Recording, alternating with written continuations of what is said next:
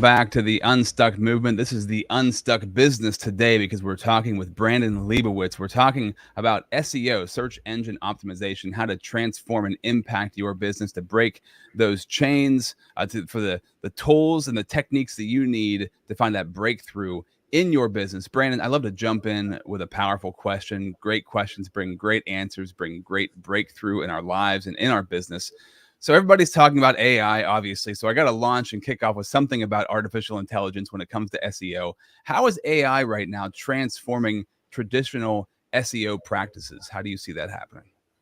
Yeah, no, AI is a hot topic right now, and everyone's trying to figure out how to use it, how to incorporate it into their business. But right now, well, a lot of SEO is content marketing. So creating content, whether it's articles, blogs, content for your website, for your product pages, for your service pages. So AI is pretty good at writing content. It's not the best. You have to double, triple check everything because you don't want to just copy and paste it, because unfortunately it's not 100% accurate. And if you post incorrect information on your website, that's a bad user experience. It's not going to look the best for you. But in terms of generating like topics or outlines, it works really good for that stuff. But once you have it right, everything, that's where maybe in a few more years, it just needs to get a little bit smarter, write a little bit better, and not do what are called these AI hallucinations, where if it doesn't know the answer, it actually makes it up and it won't tell you that.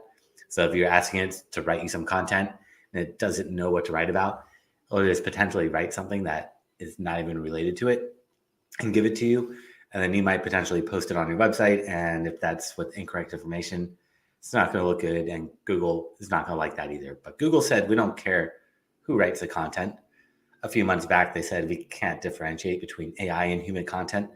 It just has to be offering value, has to be accurate, and not be full of mistakes or inconsistencies.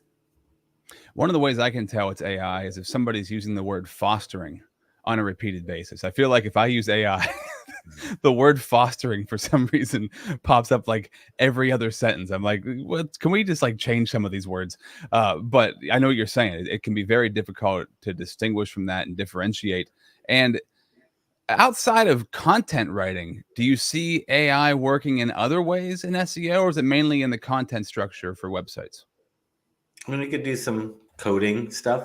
So with SEO, what we see when Google sees is different. When Google looks at your website, they look at the code for you to put keywords in different places. And AI can write what's called, well, there's schema code. So schema.org was a code created by Google, Bing, and Yahoo like 15 years ago. And they said that if you add this code to your website, it's going to enhance your listing.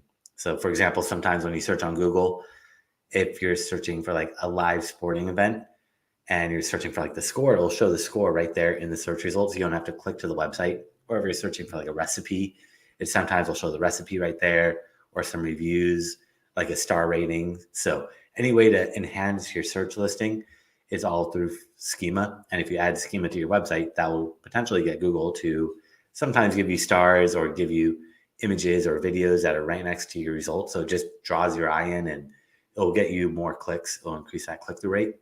But you could ask Google or ChatGPT to write schema code for you. Half the time it does it, it works. Half the time it doesn't work. And there's tools, like you could just go into Google and search for schema validator, and it'll show you if that schema code works. And if it works, great, copy it, add it to your website.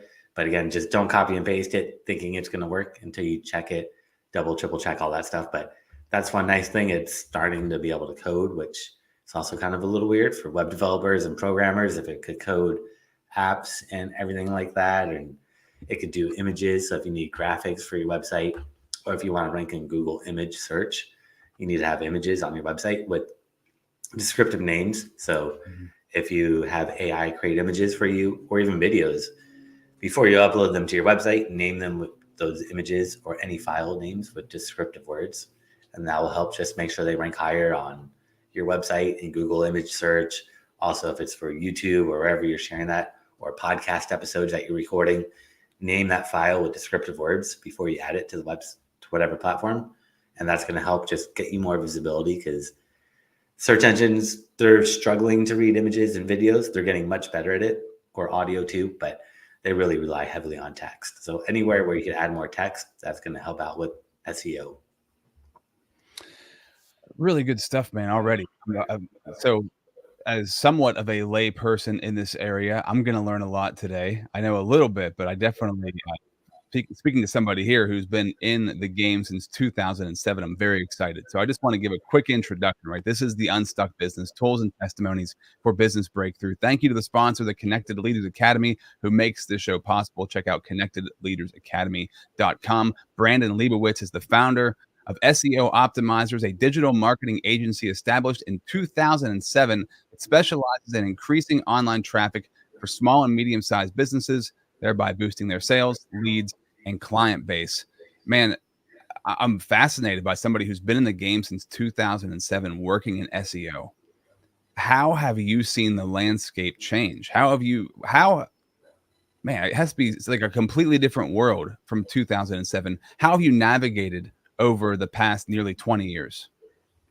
It's just been trying to stay up to date with all the changes that Google does, and just being able, but mainly they're just trying to clean up spam. That's really what they're trying to do, is stopping people from gaming the system where somebody finds a loophole and an easy way to rank. Google says, no, we don't want that to happen. So a lot of the stuff is really going for quality versus quantity. In the past, it was put out as much content, as many articles, put out a bunch of content on your website, but now it's focused on more quality versus quantity. And same with what are called backlinks. So the way Google ranks a website is they see the coding, they look at keywords on your website, but they don't trust anything anybody puts on the website, because they just don't believe that you are who you say you are without you building trust up. And the way to get search engines to trust you is by getting other websites to talk about you. The more websites that talk about you, the more popular Google sees you as. And then they look at those keywords on your website. But it doesn't really work the other way around. If you're not building what are called backlinks, Google's not going to trust you, and they're not going to want to rank a website that they don't trust. And what is a backlink? A backlink really is a clickable link from another website that points to your website. So for example, let's say you're on the internet and you're reading a website like the LAtimes.com. And there it says Brandon Leibowitz. If you click on that and it goes to my website, I would be getting a backlink from the LAtimes.com. So the more websites that have clickable links that point to yours, the higher you're going to rank. And a lot of people kind of spam that and abused it over the years, and just would build thousands of backlinks that were not the best, kind of what are called low quality backlinks. And Google really now says we want quality backlinks.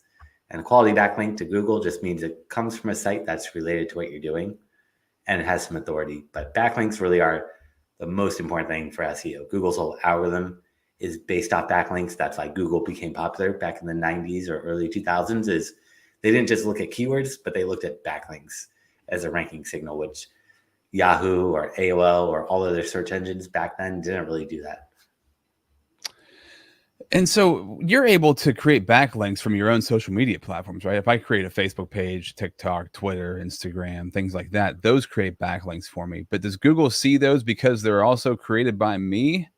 Does it recognize that I'm creating those and I'm creating the website and I'm backlinking myself? Or does it give more power to a backlink that's from a credible source? It's outside of yourself.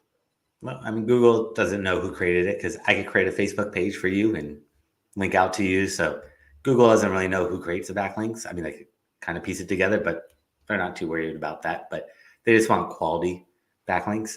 So again, with like the backlinks, you don't want just any random site. It's good to have the social media sites linking out to you, but those don't really help out. You need sites that are related to what you're doing. Mm-hmm. So if you're selling clothing, you want other websites about like fashion, about clothing, about street, like anything somewhat related to what you're doing. That's what you want. Or if you're a mechanic, then you want stuff about cars and automobiles and handiwork, stuff like that. If you're just getting a bunch of social media sites, Google is just going to think you're a social media company. So you got to find those niche related websites and try to get them to link out to you, which is not the easiest thing and does take a lot of time. That's where I probably spend 80% of my work, is trying to build backlinks for myself or my clients, is building backlinks to get Google to trust you more. That's what I was going to ask. So really it goes back to building real life relationships. You build those real life relationships so that those other companies with the sites will create backlinks for you, right? It's about, is that where it comes back to, is the human interaction? Yeah, it's a lot of relationship building, relationship marketing, content marketing, essentially just trying to get content on other third-party sites somehow. And that's where you just got to get creative and really build those relationships. You can't just ask somebody for a backlink. I mean, you could try, but most websites are not going to just give you one. So you got to offer something of value.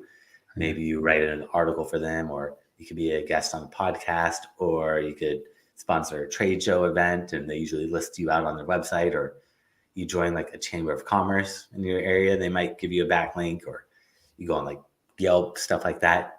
So it's all about just trying to get creative and thinking outside the box, but really trying to figure out who is my competition, how many backlinks do they have, and how can I build more than them? And there's tools that will let you look at any website's backlinks. You have to pay for them, but those are really helpful, like Ahrefs or Moz or SEMrush or some of the more popular backlink checking tools. But those would really help save you a lot of time, because now you can look at your competition, see what's working for them, and reach out to the sites that are linking out to your competitors and see if those websites would potentially give you a backlink. Because if somebody is linking out to one of your competitors, they probably would link out to you. You just got to get creative and figure out, how can I pitch them? Do I need to offer them an article? Or if you're selling products, maybe you give them a product to sample and review, or whatever it is. You can pretty much reverse engineer your competitor strategies. So I'm curious, you're doing this for yourself. What are some practical things that you do for yourself to get you more backlinks? Some things you do on a daily, weekly basis. So I try to be a guest on other people's podcasts as a way to get backlinks. Okay. So that's one way. And another way is like blogging on other people's websites. So pitching myself to, if they have a podcast, seeing if I could be a guest. If they don't have a podcast, maybe I could write for them and write some content for their blog. Or I could look at my competitors all the time and try to figure out, where are they getting backlinks? Those are the main ways I go about it. How much time would you recommend, somebody who's doing this on their own, or, somebody who's watching this who might have a digital marketing company? How much time would you spend per week recommended to doing this to make it effective? So it's not really a one size fits all. It really comes down to, how many backlinks do you have versus your competition? The more backlinks your competitors have, the more backlinks you need to build. So like, let's say you're in Los Angeles and you're a lawyer in Los Angeles, a lot of lawyers. So we're gonna have to build a lot more backlinks than someone that's a lawyer in some smaller town with less competition. The more competition, the more time you're gonna need to dedicate to it. But I would say, so you use it. Yeah. I'm sorry. I guess Go ahead. just on average, maybe like 10 hours a week, give or take, depending on how competitive. You could do more, or if you're in some small town where there's maybe like 5 other lawyers, then you don't have to worry too much, because there's 10 spots on that first page of Google. So you're always going to be on that first page of Google. Now you just got to beat 5 websites, versus someone in Los Angeles, they probably have to beat 500 or 5,000 different websites that are competing for that same keyword. And so you recommend using a site like SEMrush or something like that, where you can check to see in your industry how many backlinks other competitors are using, and then you can gauge how hard you got to go off of that. Yep, just using anything to check backlinks. Ahrefs, SEMrush, Moz. There's a ton of tools out there, and they will help save a lot of time.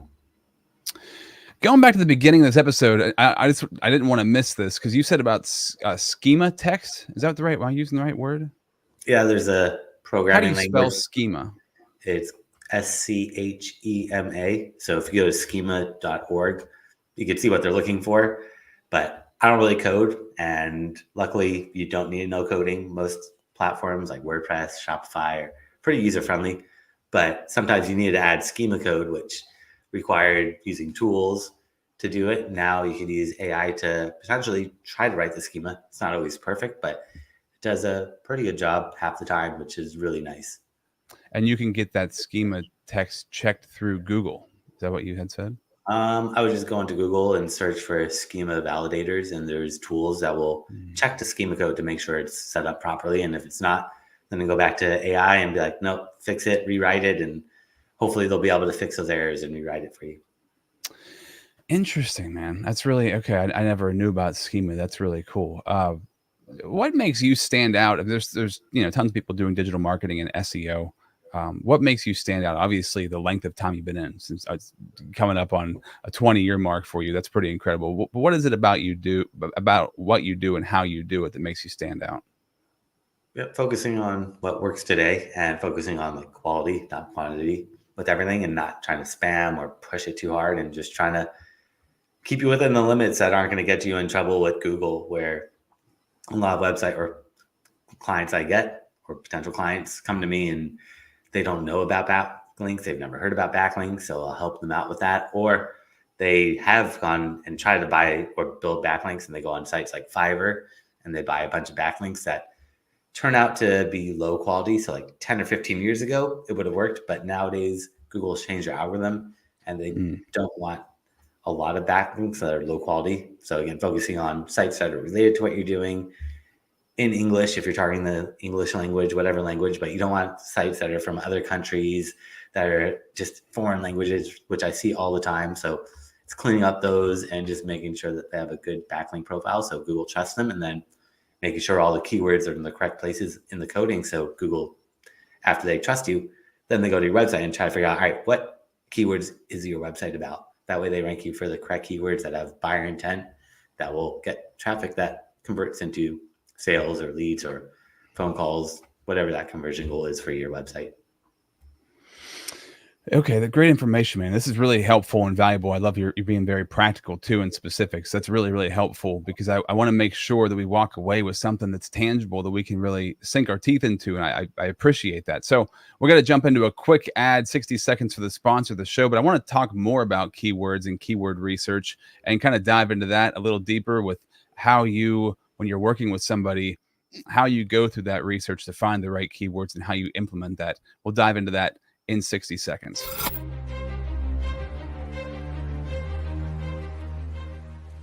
Hi, my name is Jose Escobar, and I'm the founder and CEO of the Connected Leaders Academy.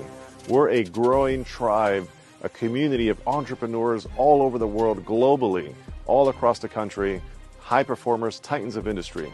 If you're an entrepreneur and you're looking to grow personally and professionally, scale your influence, develop your skill sets, move the needle in your business, more clients, more money, more profit, the bottom line.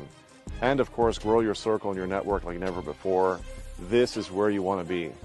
Join the Connected Leaders Academy today. We are scaling massively. We want to welcome you in. Check me out on Instagram and on Facebook, the @ JAESCO25. We look forward to having you join us. Take care. So Brandon, I want to thank you just for the information you're giving. I want to jump in, more about SEO, search engine optimization, talking about the keywords that we use and how to make sure we're researching correctly to find the right keywords. What are the best strategies that you use to make sure we're using the right keywords and putting them in the right places? You want to do keyword research. There's tools out there. There's free and paid tools. There's a free tool from Google, so you don't really need to pay for a tool per se. The paid tools, they're good, but they just they clean up Google's results and make it a little bit easier to read through. But essentially, you don't need to pay for a tool. So you could just use what's called the Google Keyword Planner and use that tool to put your keywords in there that you think you want to rank for. And it'll show you how many people actually search for that keyword every single month. And then you can figure out, is this a good keyword?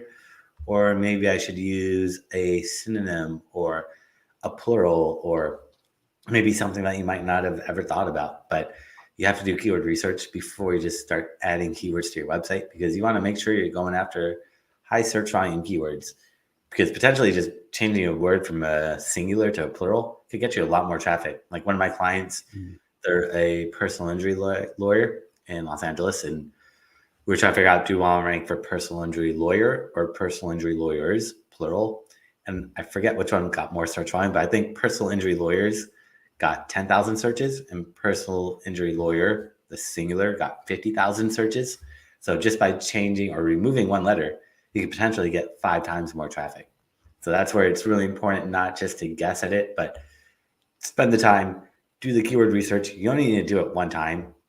You don't need to do it in the future. I mean, every once in a while, you might need to change your keywords. Like I started doing SEO in 2007. Back then, it was called internet marketing. Now it's called digital marketing.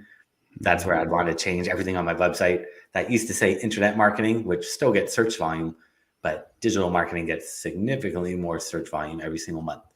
So every once in a while, you might want to go in and just check like once a year or every couple of years, but really do the work, set the foundation, have strong keywords. That's going to help save you a lot of time in the future and just help get more traffic, maximize that value of the visitors that are coming to your website.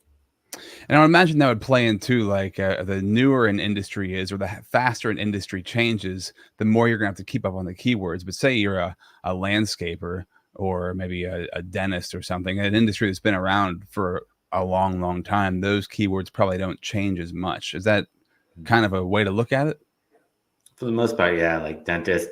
So it's gonna be dentist or like tooth pain or cavity or root canal or whatever service that you might need, or usually it'd be like dentist near me, emergency dentist, or dental services, stuff like that. But yeah, those don't really change too much. Right. Yeah. I wouldn't think so. Where do you see most businesses? What are they getting wrong? What's the biggest thing, and that stands out to you that maybe it's like surprising that you see this thing is incorrect on a regular basis? Where are most businesses missing the mark? Yeah, it really comes down to those backlinks again that we talked about earlier. It's clients not knowing about backlinks, not knowing the importance, or buying backlinks from Fiverr and stuff like that, not realizing they're doing more harm than good, and Google will potentially penalize you. So if you get caught buying what are called low quality backlinks, instead of ranking higher, Google's going to drop you down in the rankings, which is the last thing we want to happen. So just focusing on quality versus quantity, but understanding that backlinks are such a big integral part of Google's algorithm that you need to be building them. So when you go to Fiverr and you buy backlinks, you're basically buying. So people will just create a bunch of useless websites. Is that what it is? That are made just kind of as junk sites to connect to? I mean, there's lots of different ways they build these low quality ones. So in the past, I had tools that with a click of a button, you'd create like 1,000 backlinks and would go in and like comment on blogs. That's why a lot of blogs don't allow comments anymore, is because they got spammed so much. Because when you post on a blog, it usually asks for your name, email, and website. That's another easy way to put your website in there, get a backlink. Or forums got spammed a lot. So that's why forums like Reddit or any forum is kind of like, we don't want backlinks right away, because in the past, people just go to every forum and just post your backlink in there. That's why relevancy is important. You don't want to just be on every website. You want to be on sites that relate to what you're doing. So some forums are okay. Like I had one client, they were fixing Mercedes-Benz cars, and there's a whole forum all about Mercedes. So being on that forum is great, but being on just random website forum, not the best. So that's where you're getting these low quality backlinks, as they're going to come from all over the place, all over the world, in foreign language, on websites that are in foreign languages. So stuff like that, which you don't want to do that. It seems like, and this is something that's been a theme for me lately, simple things are simple, but not easy. And it sounds like when it comes to SEO, the concepts of getting your website ranked higher are pretty simple, but they're not necessarily easy. And there's a lot of skill involved. Would you say that's the case? I shouldn't say not a lot of skill involved, but it's kind of like doing the same things over and over and be very disciplined on those things to get yourself to rank to where you want to be.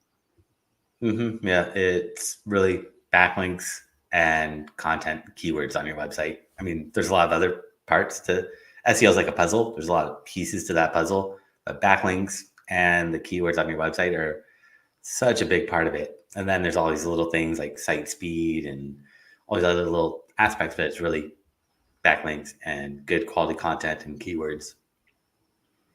So if somebody has a site, say, what are the things that you say are a must for their website? Like new blog posts, putting new pictures on, uploading video, getting podcasts on there. What do you recommend when somebody's building their site? What are the main key components that they have to have? Obviously, the keywords are super important, but as far as the content goes they have on there, what do you recommend?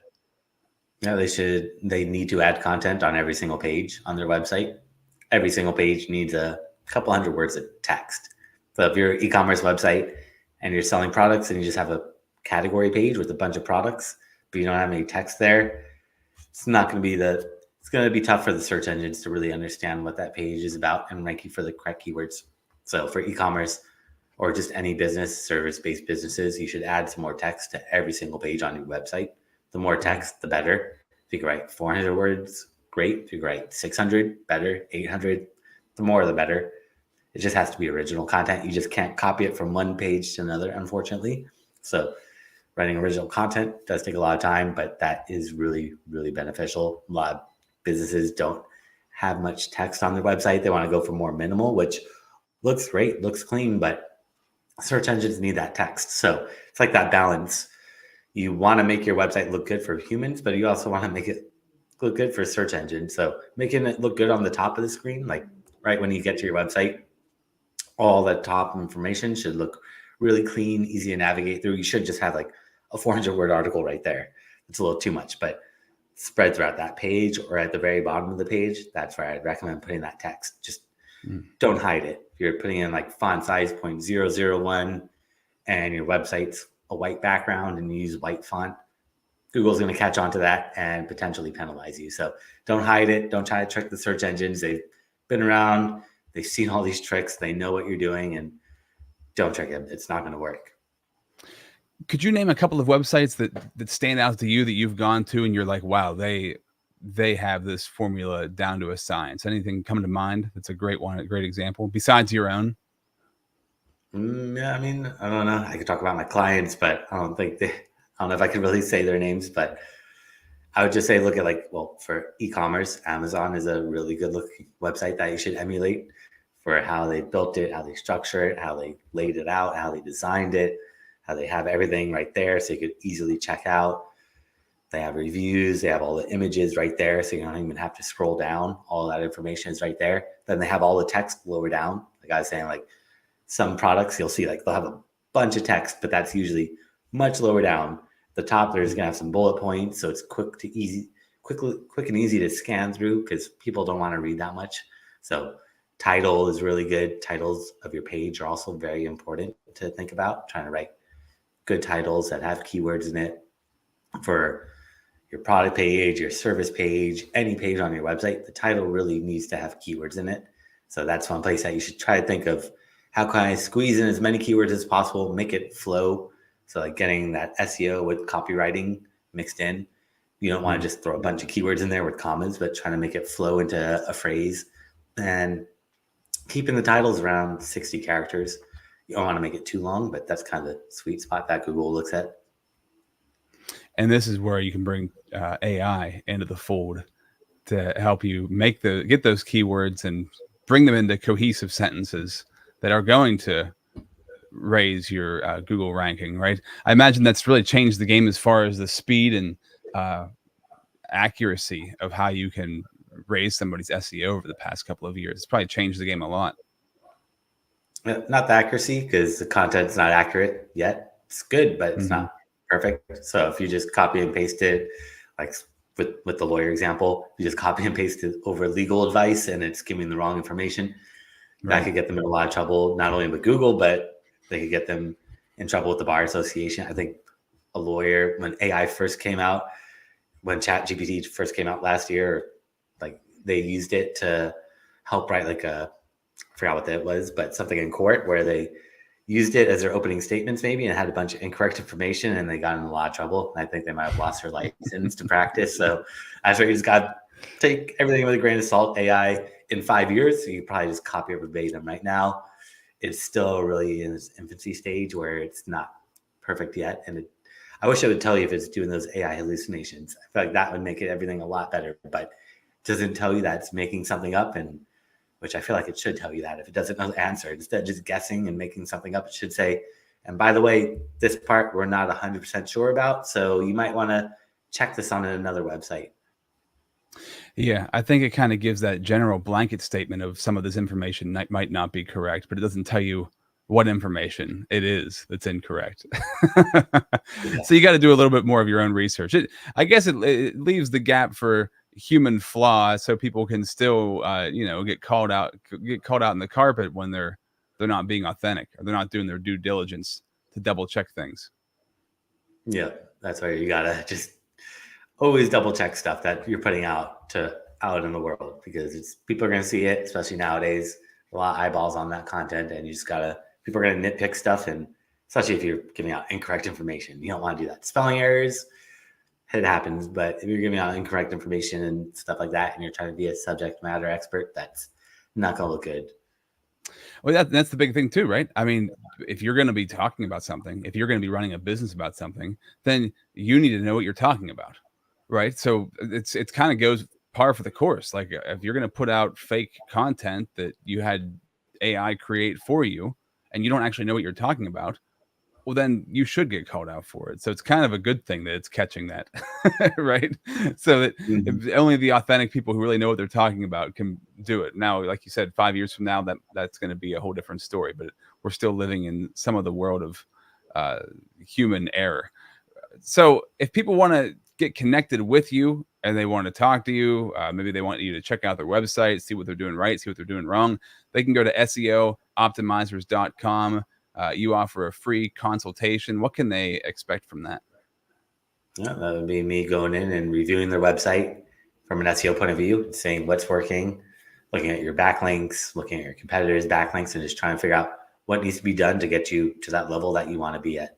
And they could go to SEOoptimizers.com/gift, and they can find that gift there along with my contact information and my calendar, so they can book some time on my calendar. And also a lot of classes I've done over the years I've thrown up for free, so they can see step by step how to do a lot of stuff that we talked about today. Awesome, Brandon. Thank you, man. A lot of really good, practical, solid information in this podcast. So your wealth of knowledge is very impressive. I want to honor you in that, just to celebrate the fact that you've been spending years doing this and you know what you're talking about. And I'm really happy that you came on here to share your knowledge and for being a part of the Unstuck business. Thank you. Thank you for having me on.